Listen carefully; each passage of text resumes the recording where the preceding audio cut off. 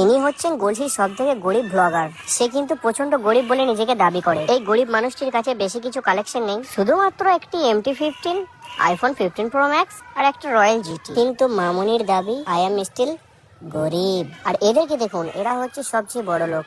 আপনারা নিশ্চয়ই বুঝতে পারছেন গরিব আর বড় লোকের মধ্যে পার্থক্যটা। তোর বাবাকে গিফট দিস রয়্যাল এনফিল্ড জিটি।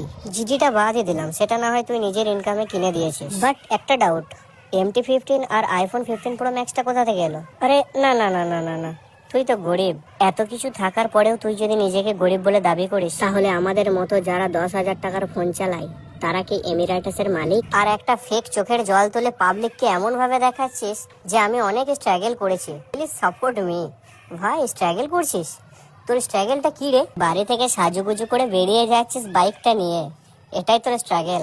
স্ট্রাগল বুঝিস কাকে বলে? আর তোর কিছু আবাল ফলোয়ার্স আছে, হাই দিদি, big fan big fan big fan. আমি তোমার